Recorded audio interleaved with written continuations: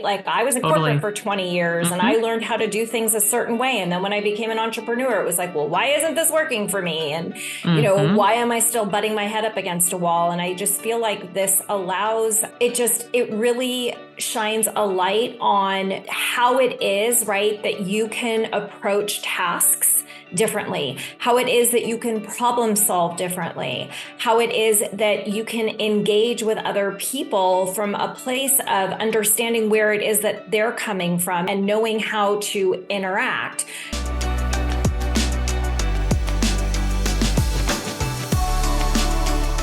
Hello, everybody, and welcome to another episode of the Power in the Pause podcast. How are you guys doing today? As a reminder, please do not forget to hit that subscribe button so that you do not miss a single episode that comes out every single week. And you would do me a huge, huge service if you would please leave a 5-star rating so that more people can find this podcast. And even better, share your thoughts in a review with my audience. So thank you so much for tuning into today's episode where I am joined by my friend, Melissa Froehlich. Hello, Melissa. How are you? Hello. I am so excited to be here. Got so many good things to talk about today. Me too. And I am so grateful that you have come into my world because what you do and the way you do it is, to me, very much unicornish, you guys. So you're going to want to tune in to what Melissa and I are going to talk about today, which is going to be all about how it is that you can unlock your conative strengths, how through harnessing the power of Kolbe. So Melissa and I are going to dive into this fascinating world and how you don't even know that it can impact your personal and professional development, as it is that you are amplifying your awareness around your conative strengths to propel you closer to your goals. So before Melissa and I dive into this fascinating conversation today, let me share a little bit more about her with you all. So Melissa is a business coach and she is Kolbe certified as well. So she's a Kolbe certified consultant with unparalleled expertise in business alignment strategy for women entrepreneurs. Her work synthesizes agile and resilient strategic frameworks with a deep understanding of Kolbe and human design principles, offering sustainable solutions for business growth. Melissa left her cushy Fortune 500 corporate career back in 2016 and made the leap into full-time entrepreneurship, where she has built a successful multi-six-figure coaching business, championing female entrepreneurs towards achieving CEO status with strategies that resonate with their unique strengths. Melissa's professional journey is underpinned by her commitment to fostering leadership development and strategic business planning, accelerating her clients' path to success and empowering them to craft their futures on their own terms. Woo, you are an incredible human. You guys, for those of you who don't know, Melissa was also a guest in the Amplify Your Abundant Summit that I had a couple of months ago. And I wanted her to come back and I wanted to interview her now that she is Kolbe certified. And so I'm really excited for her to dive in because some of you may not even know what that is and are curious how it may or may not differ from other personality assessments. So Melissa, I love definitions. So can you please explain to our audience today what exactly is Kolbe? Absolutely. Well, thanks again for having me. I am really excited to talk about this. So I think the easiest way to illustrate Kolbe is to talk about things that we are already more familiar with. So there are 3 parts of the mind. There's the cognitive, the affective, and the conative. Okay, so if you are like me and you love all the assessments out there, whether it's Myers-Briggs or StrengthsFinder or Enneagram, those measure either the cognitive or the affective parts of the mind. The affective having to do with our feelings, our values. The cognitive are things that we learn, our intelligence. And so the only way to measure the conative part of the mind, which is our innate strengths in striving. So how we do projects and tasks. The word conation refers to actual creation and creativity. So not necessarily painting a picture, although that's one piece of it, but bringing things to fruition. So how do we strive when left to be free to be ourselves? That's what Kolbe measures. So Kolbe is the only assessment that can measure our conative strengths. So for me, it is such a valuable part of the bigger holistic view of ourselves, right? So if you're listening to this podcast, you're probably somebody who also loves to know more about how you are designed to function. So this is really the missing link for so many people, because we start to bring all the parts of the mind together, and then that's when things tend to really click. Okay. So the next question that comes up in my mind is, so how does Kolbe specifically measure conative strengths?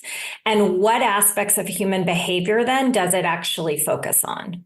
Sure. So your Kolbe result will be a range of 4 different numbers across 4 different modes of action.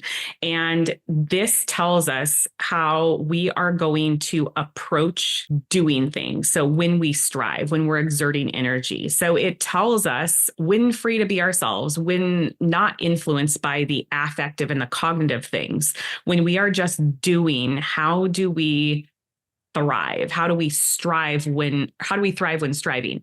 And so it measures our innate instincts, essentially. So the first zone is going to be our fact finder zone. That's red on your chart. The next zone is going to be follow through. That's blue on your chart. The next one is quick start. And I'll get into what these mean a little bit more.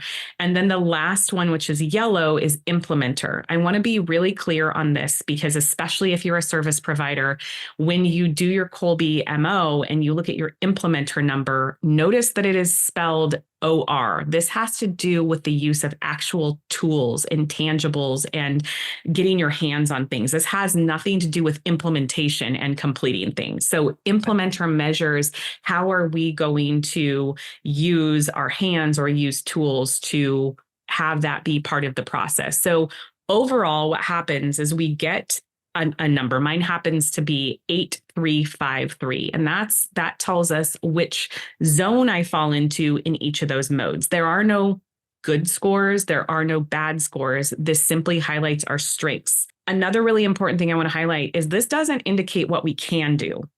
This indicates what we will do, again, when free to be ourselves. Naturally, how are we going to approach completing a task or a project or doing things in our life and in our business in a way that is working with our strengths instead of against them, and essentially preserving the natural amount of mental energy that we wake up with every single day in those specific zones. Okay. So action modes.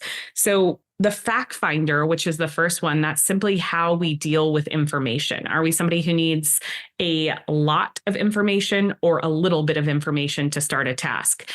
That will also indicate if we have a long number, like I mentioned that I was an 8 in that first one, I'm going to start every task with information. I'm going to do research. I need to know a certain amount of things in order to start, right? You may not need as much information as I do. I tend to need a lot of information. I'll just tell you. So the next one, the follow through, has to do with how we organize information. I'm putting emphasis on the word how, because so many people think that this means, am I organized or not? No, this is how we organize information. So are we a person who creates a lot of process or steps in a process, or are we somebody who needs fewer steps in order to complete a task? The next one, which is green, follow through, I mentioned that's all about how we handle risk and innovation, right? Are we on the longer end of the spectrum where we are an innovator and we're moving quickly in that quick start? Or are we in the counteract where we're looking at how do we preserve what already exists? And then the last one I already talked a little bit about is the implementer. And this is how we deal with space and tangibles. Are we somebody that envisions and can see in our mind or create a visual representation of something coming to life? Or are we the person that's like, I have to get my hands on it and I have to build a prototype, or I need to build this to completion before I can even then start to build a process? I have to see how this totally comes together. So where do you start based on your natural instincts with bringing things to life? That's really what the Kolbe measures, those thriving, striving instincts, and then puts it together in our appropriate zones based on those 4 modes. And that gives us our MO or modus operandi. It's a big answer to that question, but it is. And at the same time, it makes so much sense, right? Like to me, knowing your Kolbe, is it called your Kolbe score? I mean, there's a lot of nuances, but yes, I think that's what most people end up calling it. So proper would be my Kolbe, right? Because my Kolbe, okay. There is some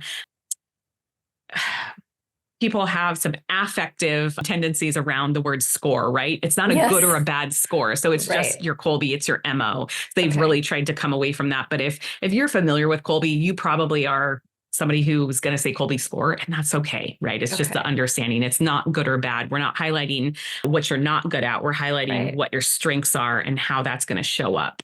Right. Well, and I have to imagine that, I mean, well, knowing what your I'm going to say this correctly, knowing what your Kolbe is, right? It really helps you to make decisions, right? From what I would say is almost like making decisions that are going to serve you, right? That are overall going to be and feel better for you. And what's also coming up for me too is that, I mean, as a leader, right? How important is it to know even like your clients' Kolbes, right? Because so important. And I've had this conversation with other professionals that are, that do other, modes of this type of data information gathering. And I find that what is not being talked about is how important it is to know other people's as well, because then how is it that you show up as a leader to your clients? So what have you seen either with yourself and or with your clients in knowing both yours and your clients, like what is the outcome? What is the productivity? What's the effectiveness? I feel like we could do an entire podcast series on this just with tangible examples, but this is one of my favorite parts of it. I love how you frame that up. It starts with yourself, right? You've got to dip your toe in the pond of your own Kolbe to start to understand it, and then get curious about everyone else around you, because this is going to be a really good indicator of potential conflict. And I use that word just so that there's awareness around it, but it doesn't mean that we cannot work with somebody who has a wildly different score, because when we have awareness, then we can have communication and we can create better systems of approaching it. But we, as humans, our way is the best way individually, right? And we're continually questioning, why is somebody doing it that way? Well, they're probably doing it that way because that is naturally how they're going to bring a project to life or a task to life. And it's their way is right to them. And so this is really super important to make sure that we have an understanding and that we can work as cohesively as possible with people that we're close to. I just did a really fascinating assessment for a really big organization, and the founder works in some capacity with her husband in some roles within the bigger organization. And she is a very long fact finder like me. She happens to be an 8, and her husband happens to be a 2 in the fact finder. So anytime we have a deviation of greater than 4 numbers, there is what is called the potential for conflict.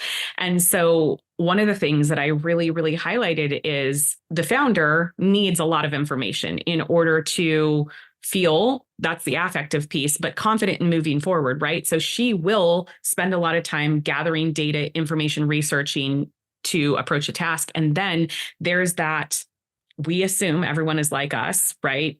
Just at the end of the day, to deliver that same amount of information to everyone else. Well, the problem is her husband, when she's working on projects with him, he is that, much shorter fact finder. And so she is overwhelming him with the amount of information that she's bringing. And so what happens when you're overwhelmed? You're frustrated, right? So she's frustrating. And so there is this conflict happening and this tension building. And so by simply being aware of that, because she's highly, emotionally intelligent, and just being like, oh, of course, this makes so much sense. And so knowing where he falls in terms of his zone in that mode, right? We know that he's somebody who wants to simplify information. So if she can simply deploy the strategy of giving very, very high level summaries, bullet point information. This is what he needs to know in order to, he's going to go over and start the project with getting his hands on it and building it. So they're going to start tasks in different ways. It's not good or bad, but it's that understanding, right? And so that was just like this light bulb moment. She's like, of course I know that about him and he knows that about me, but now having it in context, right? When you have data to support it and you have this report, it's like, oh my gosh, now we take this thing we know and we can put it into a strategy that we're actually going to implement in our project management approach. Right. And so that's just one tiny little example, but the awareness is such a powerful tool in itself, because then you can get curious. And then what it also does is it makes you really crystal clear as to who you need around you in order to be as efficient as possible, where you're working against your strengths and where you're going to meet burnout square in the face. And so what do we do instead? Figuring out not only who else, but what can we delegate and how do I get into better alignment based on my strengths? So there's just so many things that happen when we start understanding ourselves. The curiosity just wells up in you and you're like, I need to know about this person and this person. Even for me, as somebody who has used this tool for years, recently getting certified, I mean, I couldn't wait to get home and look at my entire team and look at our synergy and figure out, do I have the right people in the right roles, not based on their personality and can they do it because they have the cognitive abilities, but do I have them in the right roles so that they're working with their strengths and they're not mentally exhausted every day because they're having to exert more energy than they should, right? So just such a fascinating tool. So is that the conative strength piece that people don't necessarily focus on in business? I think we're just really used to everything that's around us because Kolbe truly is the only thing that measures the conative traits. So we're really familiar with the cognitive and we're really familiar with the affective piece of things. I mean, everything from your core values in your business to, any of the awareness tools that we are personality tests that we're used to having access to and hearing about, those measure those other two parts of the mind. The only thing that I'm familiar with that even touches on the word conation or conative abilities is Kolbe. And so it isn't something that is, it's like, if you know about Kolbe, you know about Kolbe. If you don't, you've never heard of it before is really what it comes down to, or you have no idea how to apply it or why it's different, but it's wildly different. And so when we can see the how we do, not necessarily like the why or do I like it? It's about what will I do or won't do if I can be totally, totally honest. We strip away those conditioning factors from the affective piece, especially to be able to say, am I really setting myself up for success here? Exactly. Or is there potential for, something better? Right. And I would imagine too, that this also sheds a light on, perhaps, even as an entrepreneur myself, right, I'll go about doing things and wondering like, why, this works so well for all these other people. Like, why doesn't this work for me? And I would imagine that this also, will alleviate so much frustration, like you were talking about with your client, but for yourself and in the ways in which, perhaps you've been trained, right? Like I was in corporate for 20 years and I learned how to do things a certain way. And then when I became an entrepreneur, it was like, well, why isn't this working for me? And, why am I still butting my head up against a wall? And I just feel like this allows, it really shines a light on how it is, right, that you can approach tasks differently, how it is that you can problem solve differently, how it is that you can engage with other people from a place of understanding where it is that they're coming from and knowing how to interact. So to me, what that also calls in, it kind of comes back to the theme of the podcast, right? Is like the power in the pause, right?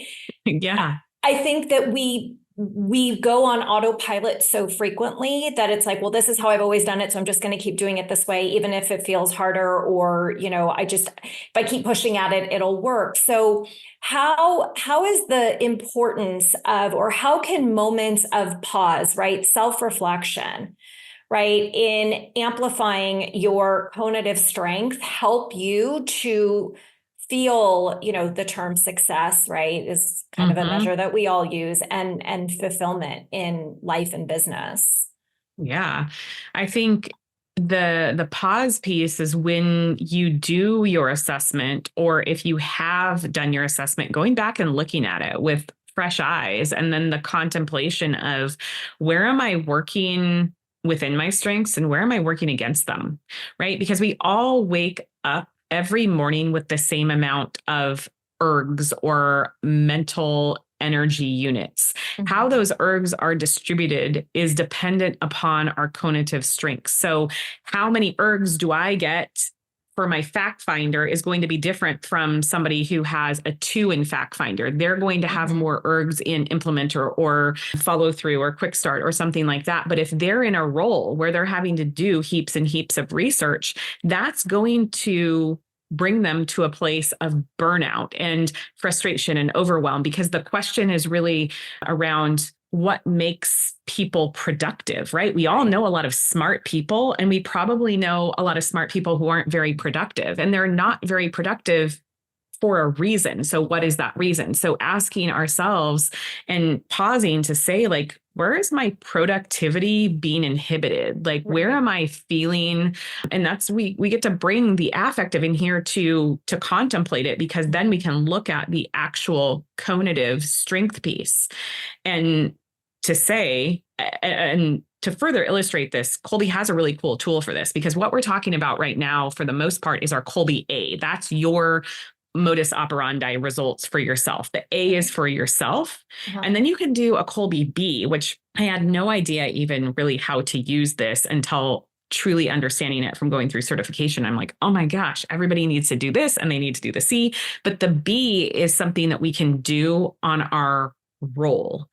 And so anybody can do this, whether you're in corporate, whether you're the CEO, but it's based on the requirements of my job, what conative abilities and strengths and the amount of them are being asked of me in this role. So then we can look at, what does your job require and what are your natural strengths? So we're taking the A and comparing it to the B, and that's where we can see the gaps, and we can decide, can I change my role? Can I delegate something? Can I do it differently? Because that's always a really interesting thing. So that's where we get the data, and then we can have this pause to really step back and look at, how can I create greater alignment and greater efficiency and more productivity? Oh my God, that's like groundbreaking what you just said. It's really neat.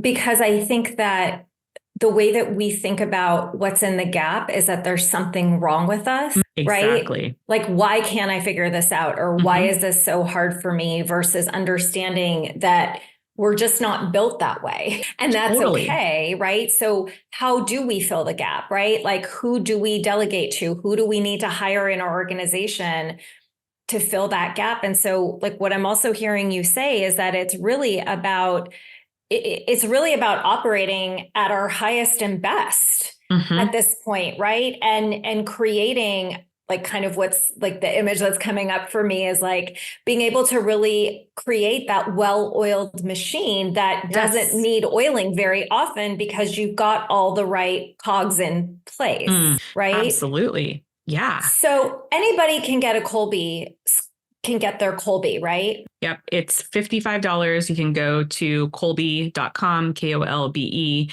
and you can do your report. It will give you your numbers instantaneously. I think there's 36 questions. It'll take you, as long as it takes you, but about 20 minutes. The thing that I want to highlight, though, is you want to answer these questions from the vantage point of, if free to be myself, what would I do? Not, how should I answer this?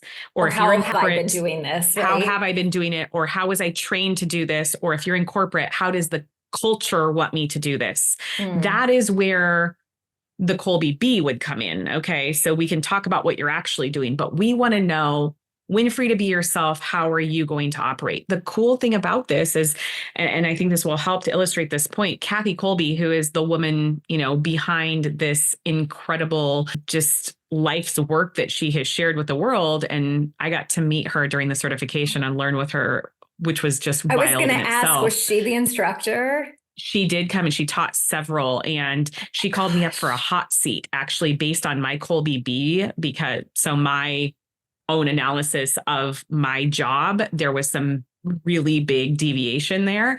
And talk about intimidating, but so awesome to hear from like the master herself. And it was just like Oh my so God, obvious to look at Melissa. like where the gap was, right? Yeah. Oh man. Yeah. So, so amazing. But what I was going to share is she can look at children in their natural state of play or just behavior as young as 1 year old and be able to determine their Kolbe, because it is how we handle things, right? Yeah. How are we going to do something? So as you're taking this, exam, that's not the right word, but as you're going through this questionnaire, that you are really truly being true to yourself and stripping away. Like if you could go back to before you had any conditioning, how would you approach the thing? How would you do it? The questions are written in a way that are purposefully slightly confusing. So don't overthink them. Some people get really hung up and they're like, I didn't understand the question. Like, go with your instinct. This is based on your instincts. And so that's what's so cool. It doesn't matter if you are nonverbal. It doesn't matter if you have a learning disability. You can still have a Kolbe that is going to show us how you're going to thrive when striving, because this has nothing to do with the cognitive part of your mind, right? So that's what's so cool about this. And one of the reasons why I get so passionate and want everyone to do it, because even if you're a solopreneur right now, this is going to shed some massive light on who your next hire really needs to be. Yeah. I just had an intensive with a client this weekend, and in 2 seconds of looking at her Kolbe, I was like, the next person that you need to hire needs to be a bookkeeper. And she was like, how do you know that? I was like, because of your 3 in follow through, you've got to keep your books. That's going to be really important, especially if you have a lot of expenditures coming up, all the things like that is not going to be the best use of your energy, is creating systems to organize your business. Right. And so we had a big, and she was like, of course. Yeah, absolutely. Versus like she would have wanted to go and hire like a social media person right away. But when we're looking at the bigger picture and saying, how do we hire based on who you are? It's amazing. So what is a piece of advice that you would leave our audience with today that are beyond curious and wanting to integrate Kolbe into their lives? Like, what is one piece of advice or wisdom that you would leave them with today? I would say go and spend the $55 and do the assessment, because it is not a personality assessment. It is going to be a strengths assessment. It's going to tell you more about who you are, and it's not going to change. That's the other thing. Like, it's such a good use of $55 because this isn't something that has an expiration date. Even if you take it and you don't have a chance to do anything with it in terms of, business planning, you're going to get some awareness that is going to shift something immediately, but you can come back to it again and again and again. And when you're ready to dive in, then you can decide what that's going to look like. But I'm telling you, start exploring it, because it is so synergistic.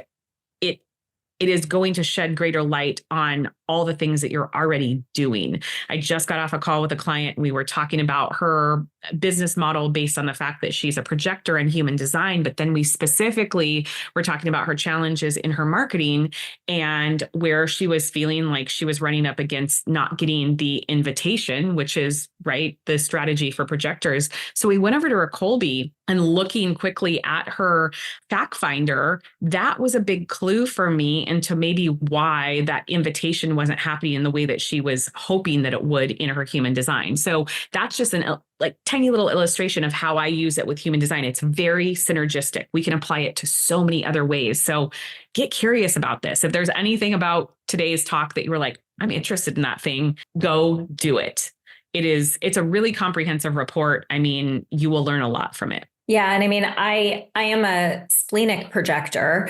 So, and I know, as I mean, we've talked about this before. And those of you who were, signed up for my free summit that I did earlier this year, I am fascinated by human design. And even just knowing that has been a massive game changer for me, and how it is that not only I do business and how I show up, but it also has helped me in terms of, how to work with members of my team. And I can only imagine what knowing. I did do my Kolbe a while ago. And I know when we talked last time, I was like, I'm going to do this. And of course, life and business got in the way. And I am going to go do this again because I'm curious to know what my Kolbe is. And that's important to bring up. If you've already done it and you don't remember what it is, you can go get it again. Like, don't pay again to do it. It is there. So how do you go get it? It is. So, yeah, there is a link. And of course, you're asking me right now, and I don't know it. You can look it up, but you could also just email them and say, hey, I've taken this previously. Here's my name and my email, and they will find it for you.